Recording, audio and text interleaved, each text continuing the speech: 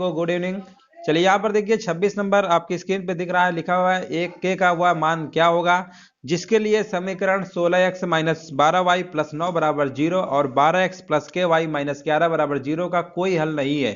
अब देखिए ऐसे प्रश्नों को हमने करवाया था इसके पहले वाले वीडियो पे। हमने बताया था कि जब भी कोई हल नहीं होता है इसके लिए आपकी इक्वेशन क्या होती है, a1/a2 बराबर b1/b2। ये आपको याद रखना है। अब यहाँ पर a1 क्या होता है, a1 आपका x का गुणांक होता है, a2 क्या होता है दूसरे वाले समीकरण में x का गुणांक होगा। अब b1 क्या होता है, पहले वाले समीकरण में b1 यानी y का गुणांक होता है और दूसरे वाले में ये वाला। तो बस आप इसी को रख लीजिए। तो पहले वाले में समीकरण में x का गुणांक 16 है और दूसरे वाले में x की अगर हम बात करते हैं तो 12 लिखा हुआ है। और यहाँ पर अगर b1 की बात करते हैं तो यहाँ माइनस लगा हुआ है, ध्यान दीजिएगा। तो यहाँ पर आपका आएगा माइनस का 12 और यहाँ पर दूसरे वाले समीकरण में y गुणांक के दिया गया है, बस इसको आपको साल में कर लेना है। 4 चौको 16, 4 त्रिका 12, 4 एकम 4, 4 त्रिका 12, यानी के बराबर -9। इस प्रश्न का राइट आंसर होगा 9 कहाँ लिखा हुआ है, ऑप्शन नंबर सी बिल्कुल सही जवाब है। चलिए ऑप्शन नंबर सी बिल्कुल सही जवाब आ रहा है। ऑप्शन नंबर सी क्या होगा, करेक्ट आंसर आपका हो जाएगा। चलिए यहाँ पर बताइए 27 नंबर का आंसर क्या होगा। 4 अंकों की वह बड़ी से बड़ी संख्या ज्ञात करिए जो 15, 25, 40 और 75 से विभाज्य हो।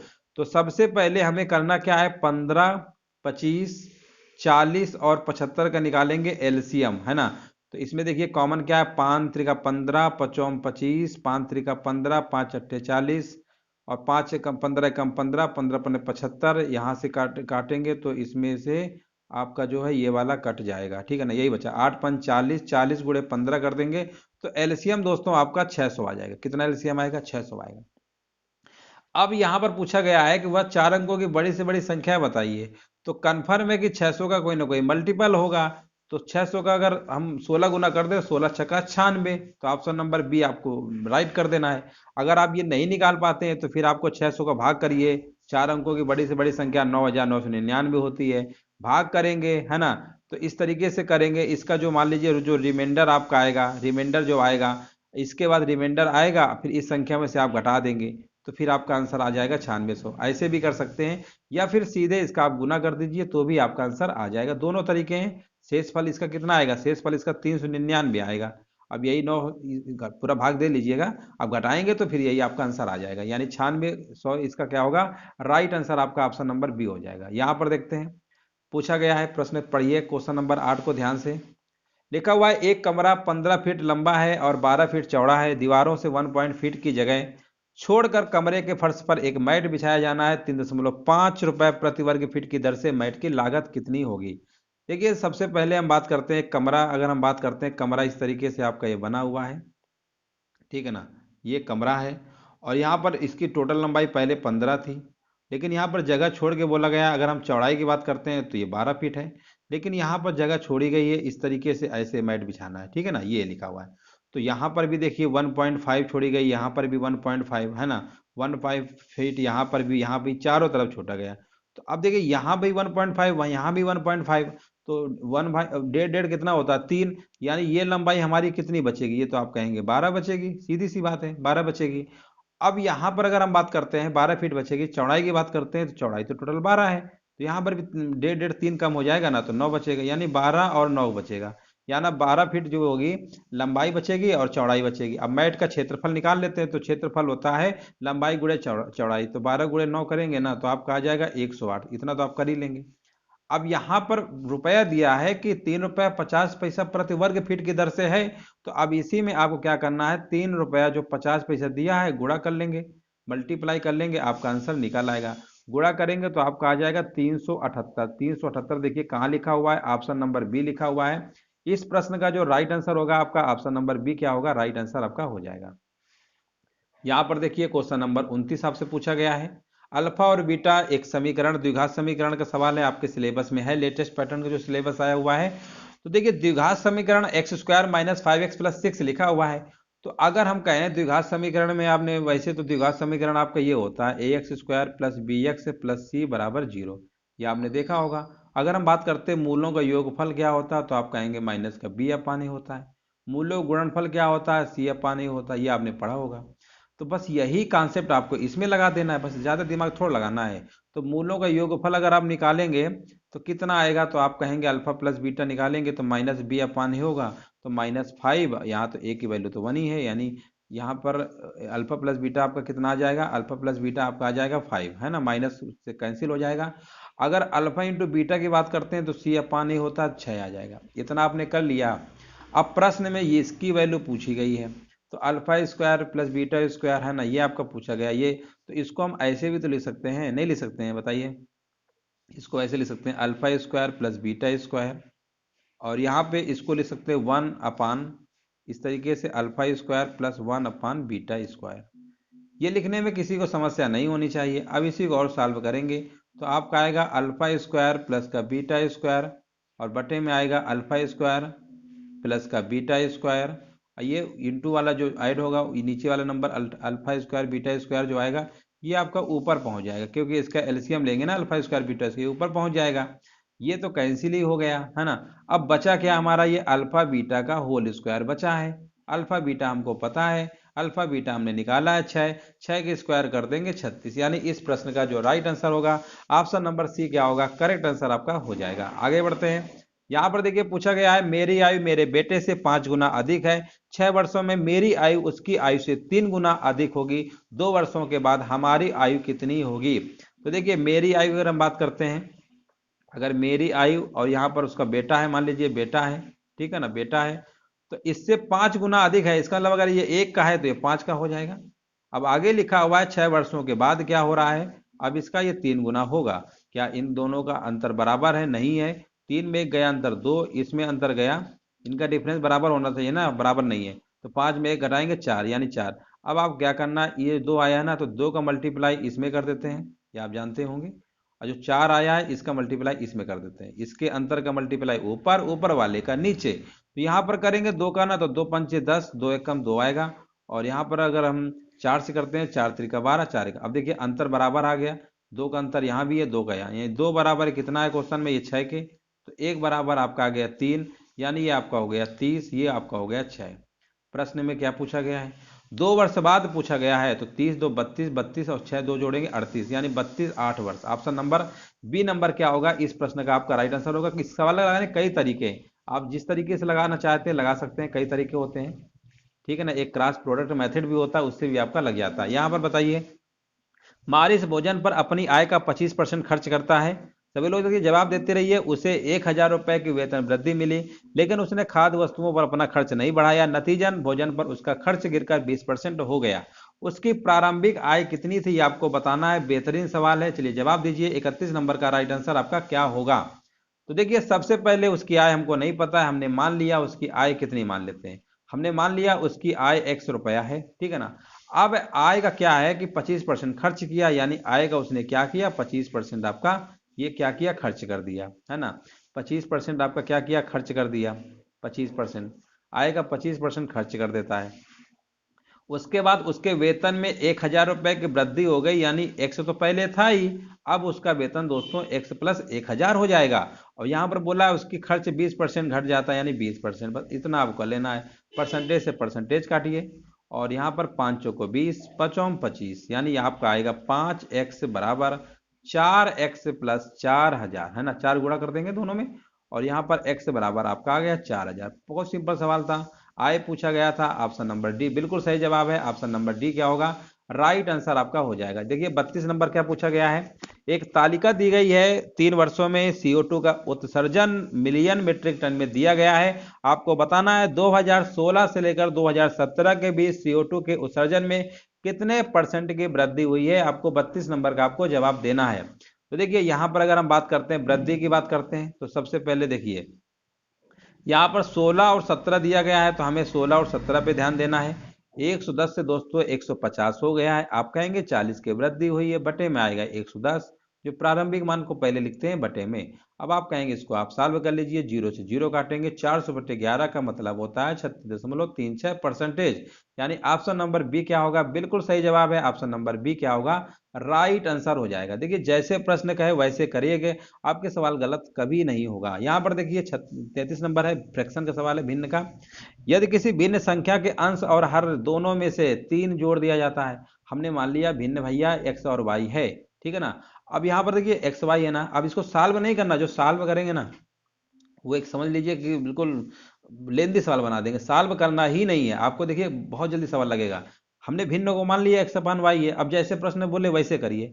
भिन्न के अंश और हर दोनों में 3 जोड़ा गया है, तो यानी एक्स अपान वाई तो भिन्न माना ही है, इसमें भी 3 जोड़ दो, इसमें भी 3 जोड़ दो। जोड़ने के बाद उसका मान 10/11 हुआ है कि नहीं हुआ है। दूसरी कंडीशन में बोला है कि 4 घटा दिया जाता, अगर दोनों में से 4 घटा देते हैं तब कितना मान हो जाता है, 3/4 हो जाता है। ये बात आपको समझ में आ रही है कि नहीं आ रही है। अब भिन्न का मतलब पूछा गया है, तो इसका मतलब x ऊपर वाला मान होगा, नीचे वाला y होगा। अब ऑप्शन देख लो, पहला वाला ले लो, यहाँ रखोगे 7, क्या बात है, संयोग से देखो पहले ही सेट हो गया है। यहाँ x ऊपर वाला हमेशा x होगा, भिन्न में नीचे वाला y होगा। तो 7 3 10 होता है कि नहीं होता है, 8 3 11 होता है कि नहीं होता है? हो गया। हाँ, और दूसरा विकल्प देखो रख के 6 3 9 आएगा ही नहीं। इसको देखो 3 3 6 आएगा ही नहीं, आएगा ही नहीं। अब यहाँ पर दूसरे वाले में चेक कर लो भैया, 7 में 4 घटाओगे ना 3 आएगा, 8 में 4 घटाओगे, देखो बिल्कुल। अब देखिए बिना लगाए सवाल लग गया, तो ऐसे सवालों में इक्वेशन इक्वेशन जो बनाएंगे ना वो तो फालतू वाला काम है, इक्वेशन बिल्कुल नहीं बनाना है। चलिए यहाँ पर देखिए एक ग्राफ ग्राफ दिया गया है, चलो इसको बताइए। चलो प्रश्न को पढ़िए, क्या लिखा गया है, लिखा गया है, चलो अब ध्यान से देखिए प्रश्न को बताइए। लिखा हुआ है ग्राफ है, अनाज की उपज को दर्शाया गया है 1984 से 1985 में उपज का परसेंटेज आपको बताना है। 84 और 85 के बीच में आपको बताना है। चलिए जवाब दीजिए, इस प्रश्न का राइट आंसर आपका क्या होगा। 34 नंबर का देखते हैं जवाब पहले किसका आता है, जवाब दीजिए इस प्रश्न का राइट आंसर आपका क्या हो जाएगा, ठीक है ना। चलिए यहाँ पर देखिए हजारों में है, ये टनों की जो बात हो रही है हजारों में बात हो रही है, तो यहाँ पर ध्यान दीजिएगा, इसकी वैल्यू कहीं ना कहीं तो इसके बीच में आएगी, आएगी कि नहीं आएगी बताइए। 10 और 20 के बीच में 15 होता है, यानी यहाँ पर आपका 1984 वाला आपका हो जाएगा 15,000 टन, 15,000 टन आपका हो जाएगा ये वाला 84 का। अब बात आती है 1985 की, 1985 का सीधे सीधे बोला है 30,000 है, 30,000 दोस्तों टन यहाँ पे दिया गया है। तो ऐसा हजारों का कोई मतलब ही नहीं, आप सीधे 15 30 समझिए, क्या दिक्कत है। बोला वृद्धि 15 से भाई 30 हो गया है, तो आप कहेंगे 15 की वृद्धि हुई है, बटे में आएगा 15 गुणे 100, इतना तो आप कर ही लेंगे, यानी 100% इस प्रश्न का आंसर हो जाएगा। यानी बोला है कितने परसेंट की वृद्धि हुई है, 100% हो जाएगा। चलिए यहाँ पर देखते हैं अगला प्रश्न हमसे पूछा गया है, 35 नंबर देखिए पूछा गया है, ए के पास 20 से 20% अधिक धन है और सी के पास 20 से 20% कम है। यहाँ पर बोला गया है ए के पास सी से कितने प्रतिशत अधिक धन है, ठीक है ना। चलिए इसका आंसर बताइए क्या होगा, ये भी अच्छा प्रश्न है। तो देखिए यहाँ पर जैसे प्रश्न बोले वैसे आप करते रहिए, आपका गलत नहीं होगा। सबसे पहले आपको क्या करना है, ए लिख लीजिए, यहाँ बी लिख लीजिए और सी, इतना कर लिया। बोला है ए बी के 20 से 100% 20% अधिक, अगर इसके पास 100 रुपया है तो 20% अधिक यानी इसके पास 120 हो गया। अब सी जो है 20 से 20% कम है, यानी 80 हो गया। 20 छक्का 120, 20 पंचे 100, 20 चौको 80, आपने रेशियो बना लिया। अब आप बताइए ए जो है सी से कितना अधिक है, ये कितना अधिक है, तो आप कहेंगे ये तो 4 से 6 यानी 2 अधिक है, 2 अधिक है, बटे में लिखेंगे 4, परसेंटेज में पूछा गया है, 4 दूनी 8, देखो कितना सिंपल सवाल है, 50% हो जाएगा। इस प्रश्न का right answer option number b. आगे बढ़ते हैं, यहाँ पर देखिए पूछा गया जेड का मान बताइए यदि संख्या 417 जेड 8 9 से विभाज्य है। चलिए 36 नंबर का जवाब दीजिए, 9 की डिविजिबिलिटी क्या होती है, सभी अंकों का योगफल 9 से कटना चाहिए। यहाँ पर पहले सबको जोड़ लीजिए, 8 7 15, 15 1 16, 16 4 20 होता है। 20 में से दोस्तों कितना जोड़ दें कि आपका कट जाएगा, तो आप कहेंगे 20 में से 7 जोड़ दीजिए, 20 7 27 होता है और 9 से हमारा कट जाएगा। ऑप्शन नंबर बी क्या होगा, इस प्रश्न का आपका राइट आंसर आपका हो जाएगा। अब देखिए अगला सवाल हमसे पूछा गया है, यदि किसी बंटन का माध्य 20 है बहुलक 18 है, तो चलिए माध्यिका बताइए इसका आंसर क्या होगा। अगर देखिए एक फार्मूला हम आपको बता दे रहे हैं, रट्टा मान लीजिए, कई बार पेपर में फार्मूला ही पूछ लिया जाता है। बहुलक बराबर आपका होता है 3 गुणे माध्यिका, याद रखिएगा कंफ्यूज नहीं होना है, 3 गुणे माध्यिका माइनस 2 माध्य, 2 गुणे माध्य यानी 2 गुणे माध्य यानी 2 माध्य लिख दो, कोई दिक्कत नहीं। अब बहुलक 18 दिया है, अब माध्यिका पूछा है, माध्यिका क्या पूछा है, चलो कोई दिक्कत नहीं है, पूछने दीजिए। और यहाँ पर 2 गुणे माध्य यानी 20 दूनी 40, इसको भाई इधर ले आओ, 40 और 18 जोड़ेंगे 58, 3 को भाग कर देंगे और यहाँ पर आपका माध्यिका प्यार से निकल आएगा, है ना, आसानी से निकल आएगा, कोई दिक्कत नहीं है। भाग देंगे तो आप कहेंगे ये तो भाग देने पे 19.33 आएगा, है ना। बिल्कुल सही जवाब है ऑप्शन नंबर सी क्या होगा, फार्मूले बेस्ड सवाल था। यहाँ पर बढ़ते हैं 38 नंबर, लिखा हुआ है यदि किसी वृत्त की परिधि, परिधि समझते हैं ना, ये वृत्त है, ये परिधि होती है। अब वृत्त की परिधि सभी को पता है 2πr होती है। यही क्वेश्चन में दिया है 2πr बराबर 3 सेंटीमीटर। आर बराबर आपका आ जाएगा 3/2π। इतना तो आप कर ही लेंगे, इसमें कोई दिक्कत नहीं होगी। अब प्रश्न में बोला गया वृत्त का क्षेत्रफल, क्षेत्रफल क्या होता है, πr² होता है। तो आप कहेंगे πr² होता है, पाई लिखेंगे, आर इसका स्क्वायर करेंगे, 3 त्रिका 9, 4 2 दूनी 4, पाई स्क्वायर, पाई से पाई कट गया, 9/4 पाई कहाँ लिखा हुआ है, सॉरी 9/4 पाई ऑप्शन नंबर सी लिखा हुआ है। ऑप्शन नंबर सी क्या होगा, इस प्रश्न का बिल्कुल राइट आंसर आपका हो जाएगा। चलिए यहाँ पर बढ़ते हैं क्वेश्चन नंबर 39। चलिए इसका जवाब देने की कोशिश करिए। लिखा हुआ यदि विक्रय मूल्य दुगना कर दिया जाता है और लाभ को लाभ जो है 3 गुना हो जाता है, तो आपको बताना है यहाँ पे कि लाभ प्रतिशत कितना होगा। 39 नंबर का आपको जवाब देना है। चलिए जवाब दीजिए, बहुत ही सिंपल सवाल है ना। ये प्रश्न देखिए कई बार पूछा गया है, विक्रय मूल्य दुगुना कर देते हैं, लाभ 3 गुना। तो वैसे आप रट्टा मान लीजिए, अगर मारना चाहते हैं तो कोई दिक्कत की बात नहीं है। इसका आंसर हमेशा 100% आता है ना। ये रट्टा अगर मारे होंगे तो 100% लगा देंगे। अगर विक्रय मूल्य दुगुना का, ये कई बार सवाल आया है, आप उम्मीद नहीं कर सकते, है ना। चलिए कैसे लगाएंगे, देखिए सबसे पहले आपको सीपी मान लेना है एक्स, मतलब क्रय मूल्य होता है, और हमने प्रॉफिट मान लिया वाई है। अब अगर हमने कहा विक्रय मूल्य बताइए, तो आपने कहा एसपी निकालना है, तो आप कहेंगे एसपी, तो दोनों जुड़ जाएगा, एक्स प्लस वाई। इतना आप कर लेंगे, एसपी विक्रय मूल्य। अब बोला है कि विक्रय मूल्य दुगना कर दिया गया, यानी इसको दुगना कर दिया गया, तो ये दुगना करेंगे तो 2 लगा देंगे ऐसे, एक्स प्लस वाई, ये विक्रय मूल्य दुगना कर दिया गया। और लाभ 3 गुना, तो लाभ होता क्या है, विक्रय मूल्य माइनस क्रय मूल्य तो वही रहेगा, एक्स ही रहेगा। अब लाभ 3 गुना हो गया है, यानी लाभ जो आपका y था ना, ये 3y के बराबर हो गया है। इसको सॉल्व कर लेंगे, 2x प्लस 2y माइनस का x बराबर 3y। तो ये इधर आएगा x बराबर, ये इधर चला जाएगा, x बराबर y। आप देख रहे हैं ना, x बराबर y। इसका मतलब जो आपका ये आपका जो है क्रय मूल्य है, ये भी आपका y है। तो जितना क्रय मूल्य है उतना ही प्रॉफिट हो रहा है, तो इसका मतलब 100% हमें क्या होगा, पूरा पूरा आपको प्रॉफिट हो जाएगा। Option number B. सिंपल प्रश्न था, उम्मीद है ये समझ में आपको आ गया होगा। यहाँ पर देखिए पूछा गया है आंकड़े, आंकड़े दिए गए, बहुलक पूछा गया है। बहुलक में हमने कितनी बार बताया है कि बहुलक में जिसकी संख्या सबसे ज्यादा होती है ना, बहुलक वही आंसर हो जाता है। तो मोड यानी बहुलक, बताइए क्या होगा, मोड को ही बहुलक कहते हैं। तो बताइए इसमें सबसे ज्यादा, देखो ध्यान दीजिएगा 38 यहाँ पर 2 बार आया है, तो बस यही आपका आंसर हो जाएगा। जो नंबर सबसे ज्यादा बार आया होगा वही उसका आंसर होता है। आगे हम बढ़ते हैं। यहाँ पर देखिए पूछा गया 41 नंबर 15y3, यहाँ पर इस तरीके से लिखा गया। इस टाइप का भी सवाल हमने एक कल की वीडियो पे करवाया था। 41 नंबर देखिए, सबसे पहले क्या करना है, इसको करेंगे 3y बराबर कितना लिखेंगे, बराबर 0 के करेंगे, तो 3y बराबर आपका आएगा 6y बराबर आपका आ जाएगा 2।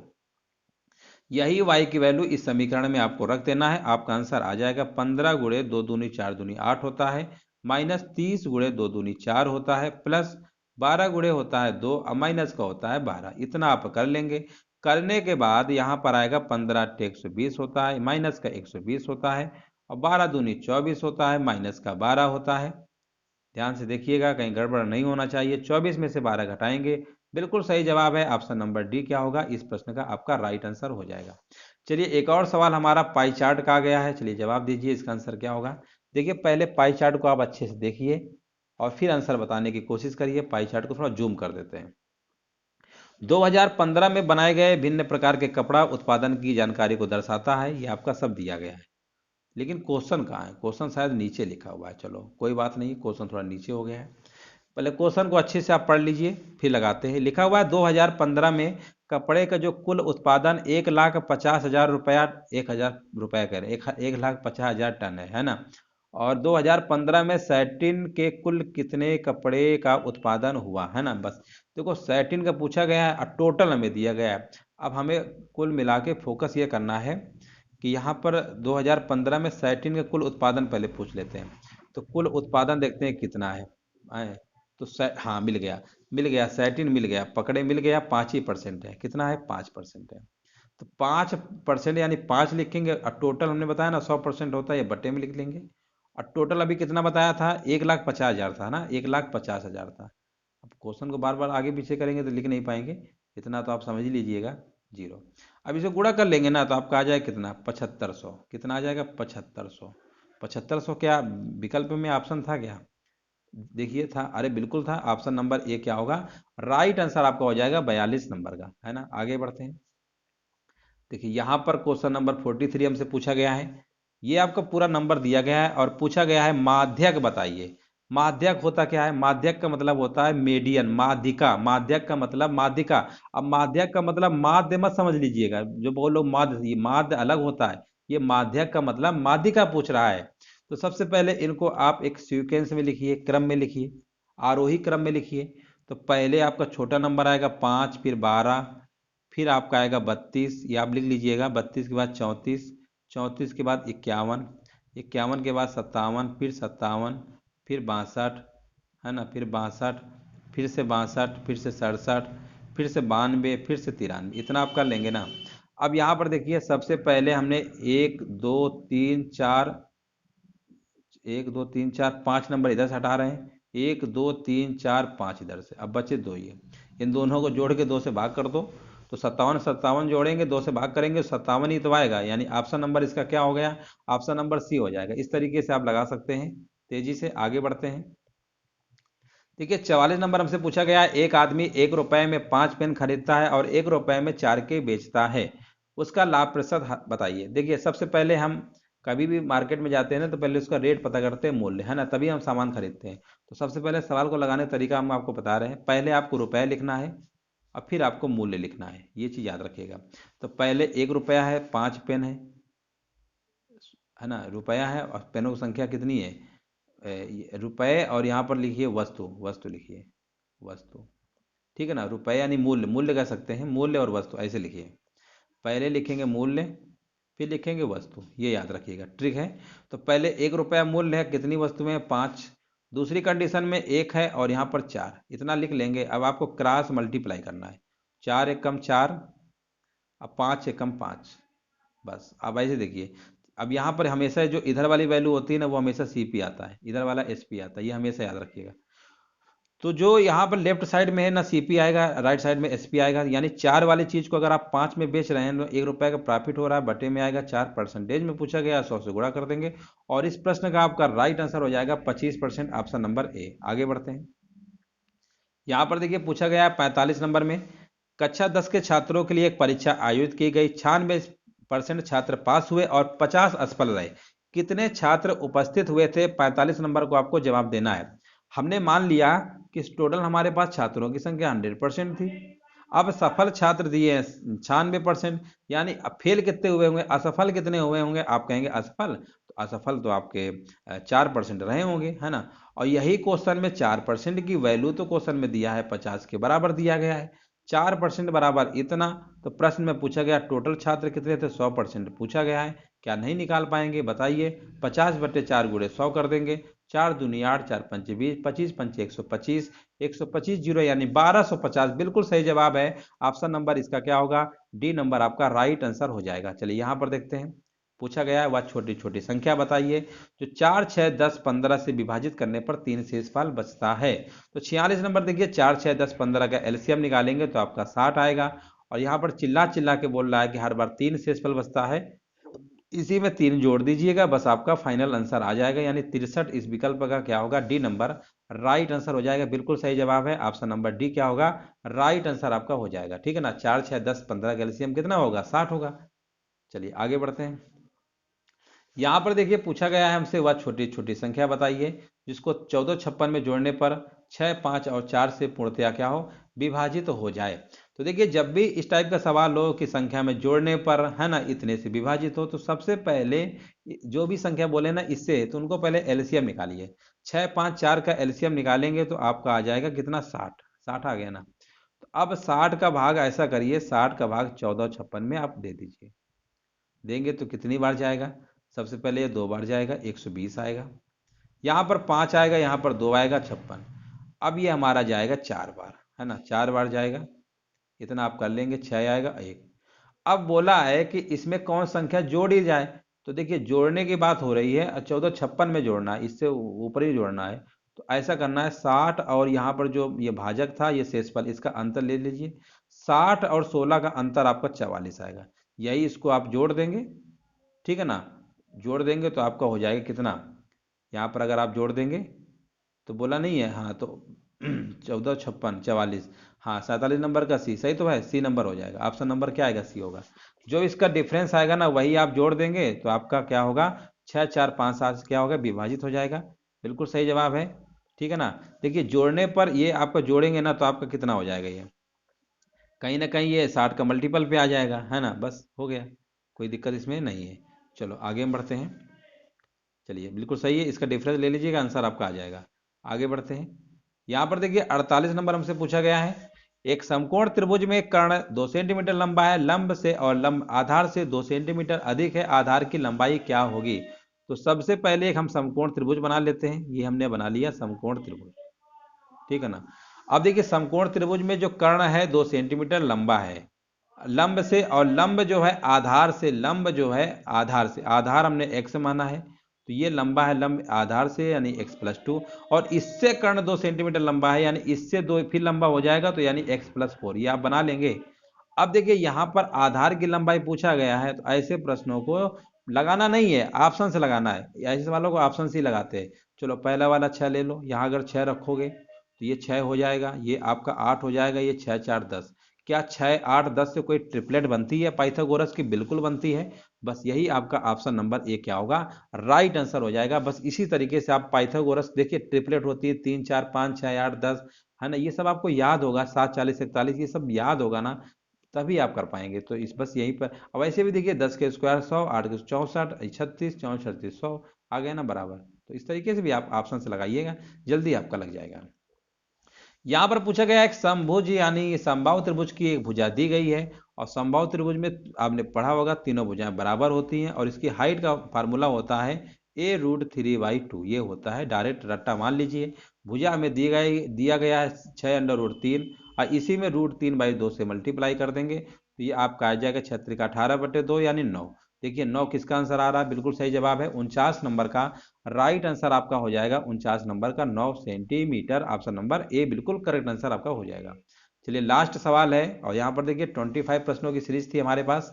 यहाँ पर आपको बताना है 5a² + 15a - 6b, इसको आपको बताना है आंसर क्या होगा। ठीक है ना। चलिए यहाँ पर देखिए अच्छा सवाल है, कैसे लगाएंगे, सबसे पहले देखिए ऐसा करते हैं, इसको हम इसके साथ ले आते हैं, यानी ये 5a² लिख लेते हैं, माइनस का 2ab इधर ले आते हैं, अब प्लस का जो 15a है इसको ऐसे लिखते हैं, अब माइनस का 6b। अब इन दोनों में कॉमन बताइए क्या है, तो आप कहेंगे कॉमन की बात करते हैं तो a कॉमन हो जाएगा, 5a माइनस का 2b आएगा। यहाँ पर अगर हम कहेंगे कॉमन क्या है तो आप कहेंगे 3 कॉमन होगा, और यहाँ पर आएगा 5a माइनस 2b।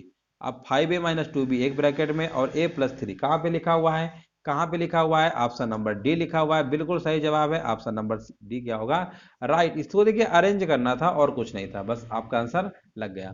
चलिए उम्मीद है दोस्तों आपको ये 25 प्रश्न समझ में आ गए होंगे, जैसा भी सेशन लगाओ कमेंट करके बताइएगा। वीडियो देखने दोस्तों।